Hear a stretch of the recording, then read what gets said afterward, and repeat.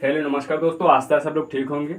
आज जो है हम जीवन की उत्पत्ति से संबंधित तीसरा भाग लेके आए हैं। ठीक है, उसमें हम ये बताएंगे जीवन की जो उत्पत्ति हुई थी उससे संबंधित हमने प्राचीनवाद पहले बता दिया था। जब हम अगर बात करें प्राचीनवाद की कि प्राचीनवाद क्या था, तो प्राचीनवाद में हमने कुछ मत बताए थे, जिसमें सृष्टिवाद आपको बताया था हमने।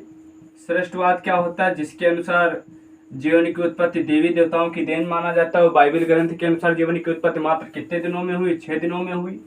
वहीं पे हमने आपको बताया था स्वतः जैनवाद क्या होता है। स्वतः जैनवाद जिसको एक वैज्ञानिक आए थे वान हेनमांट ने चूहे और गेहूं की बालियों को लिया था, गेहूं की बालियां और पसीने से भीगी कमीज को लिया था। इसके बाद में हम यहीं पे बोलेंगे अगर ब्रह्मांडवाद हमने बताया था आपको कि ब्रह्मांडवाद क्या होता है, जिसमें बताया गया था जो पृथ्वी पर जीव आया वो किसी अन्य ग्रह से आया है। इसके बाद में हमने बताया था जैव निर्माणवाद जिसमें यह बताया गया था कि जीवन की जो उत्पत्ति हुई पहले से विद्यमान सूक्ष्म जीवों से हुई, जिससे संबंधित हमने 2 प्रयोग भी बताए थे, फ्रांसिस्को रेड्डी का प्रयोग और ल्यूई पास्चर का प्रयोग। ये हो गया था प्राचीनवाद।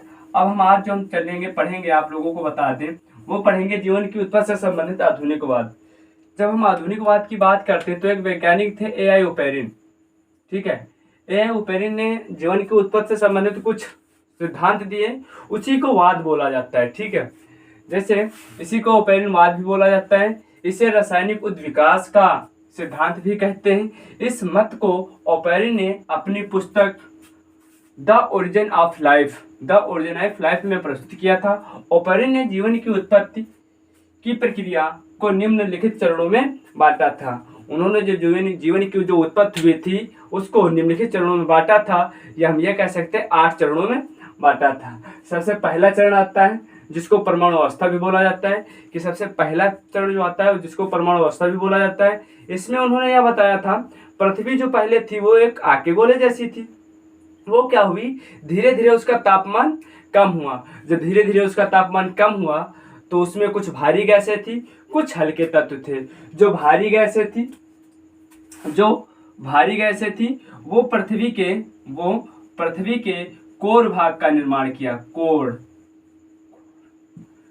भाग का निर्माण किया, अंदर के भाग का निर्माण किया, बीच वाले भाग का निर्माण किया। और जो हल्की गैसें थी ये भारी गैसें थी, और जो हल्की थी उन हल्की गैसों ने क्या किया, जो हल्के तत्व थे उन्होंने वायुमंडल का निर्माण किया। जैसे लोहा, तांबा, निकिल, ये सब कहाँ पाए जाएंगे, जिसमें पाए जाएंगे लोहा, तांबा, निकिल,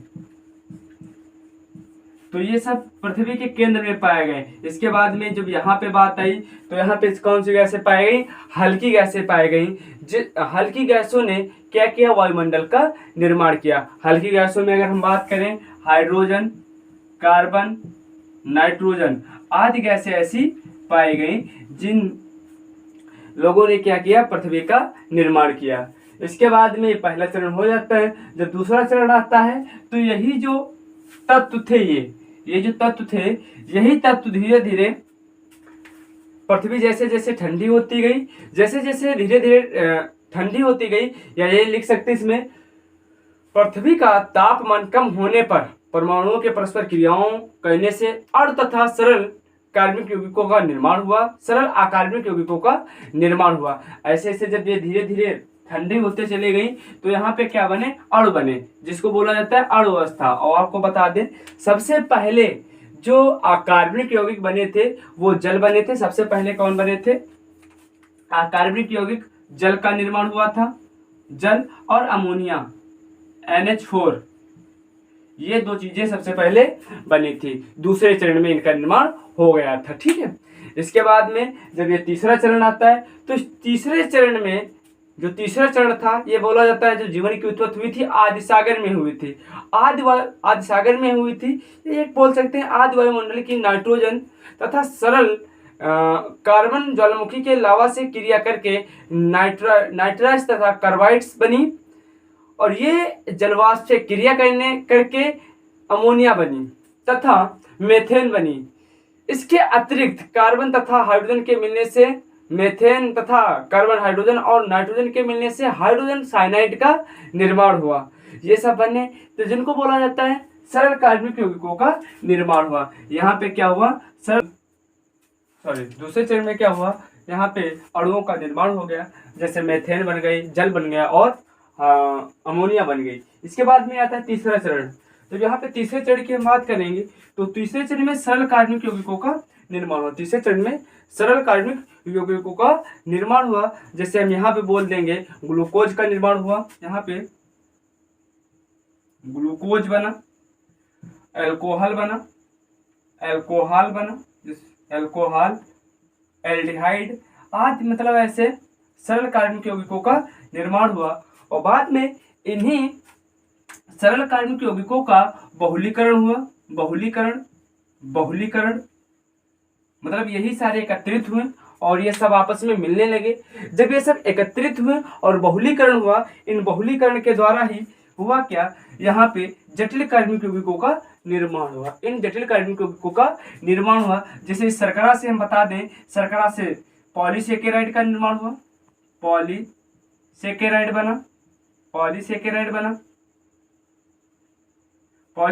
बना और आज से ग्लिसरॉल वगैरह बनते चले गए। मतलब ये कह सकते हैं सरल कार्बनिक यौगिकों से ही, उन सरल कार्बनिक यौगिकों का जब बहुलीकरण हुआ, उन बहुलीकरण का मतलब होता है जब बहुत सी चीजें मिल जाए, मतलब एक ही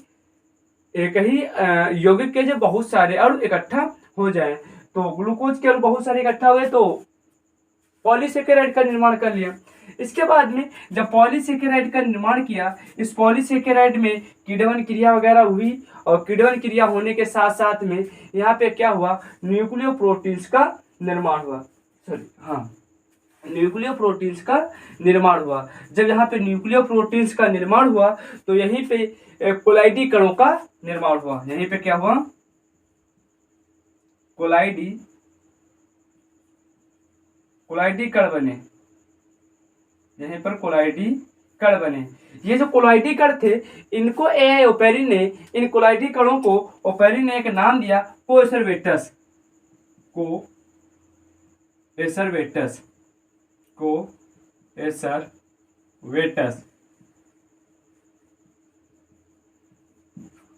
इन कोलाइडी कणों को ओपेरिन ने एक नाम दिया जिसका नाम था कोएसरवेटस, और इसको बता दिया ये जब बन गए हैं तो इससे संभव कर लिया कि अब जीव बनना संभव है। या जब ये बन गया, न्यूक्लियोप्रोटीन्स बन गई, यहीं पे एक हम नाम बोल सकते हैं न्यूक्लिक अम्ल बन गया। न्यूक्लिक अम्ल यहाँ पे बनेगा, न्यूक्लिक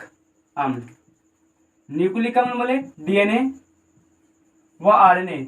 डीएनए और आरएनए जब बन गया तो उनको ये लगने लगा कि अब यहाँ पे जीवन की संभव है कि जीवन उत्पत्ति हो जाएगी। इसके बाद में हम बात करें कि जब ये कोलाइडी कण जो थे, इसका नाम उन्होंने कोएसरवेटस रखा। इसके बाद में अनेक आदि सागर में जो क्रियाएं हो रही थी, ये कोएसरवेटस एक ऐसा था, जैसे ये बोल सकते हैं सूप, कोशिका के बनने से पहले वाली एक संरचना था जिसको ये सूप भी बोला जाता था। कि आदि सागर में एक गर्म जो था, ये बोल सकते हैं आदि नाइट्रोजन यौगिकों का गर्म मिश्रण था, उसी को कोएसरवेटस बोला। ठीक, इसके बाद में इससे कोएसरवेटस से ही कोशिका से पहले वाली, ये कह सकते हैं पूर्व केंद्र की कोशिकाओं का निर्माण हुआ, या प्रोकैरियोटिक कोशिकाओं का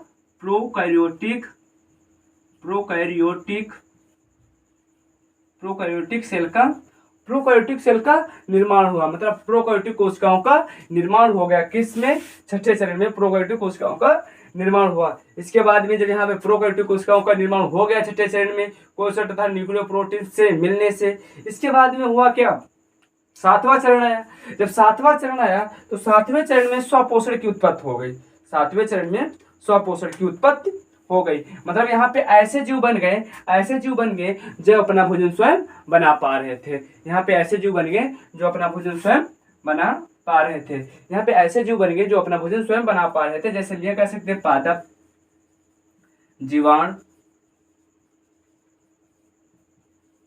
आदि। ये अपना भोजन प्रकाश संश्लेषण प्रक्रिया के द्वारा अपना भोजन स्वयं बना पा रहे थे। ऐसे जीवों का यहाँ पे निर्माण हो गया। इसके बाद में हम बात करें, यहाँ पे आता आठवां चरण। जब आठवां चरण आता है तो यहाँ पे परपोषी कोशिका का निर्माण होता है। यहाँ पे परपोषी कोशिका मतलब ऐसे जीव बनेंगे जो अपना भोजन स्वयं नहीं बना पाएंगे, जीवन यापन करने के लिए किसी दूसरे जीवों पर निर्भर रहेंगे। अब वो क्या होते हैं, परपोषी का मतलब ये बोल सकते हैं यहाँ पे यूकैरियोटिक कोशिकाओं का निर्माण हो गया। यूकैरियोटिक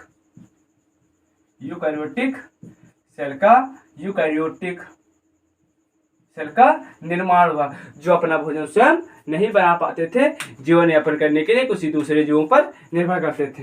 इधर देखो फिर से बता दें, जब ये पहला चरण आएगा तो पहले चरण में जो पृथ्वी थी वो आग के गोले जैसी थी, वो धीरे धीरे उसका ताप जो होगा कम पड़ेगा, ताप कम पड़ेगा। तो वहां पे जो होते हैं, एक होते हैं भारी तत्व, एक भारी तत्व होते हैं और एक हल्के तत्व होते हैं। जो भारी तत्व होते हैं वो पृथ्वी के केंद्र का निर्माण करते हैं, जैसे लोहा, तांबा, निकिल आदि।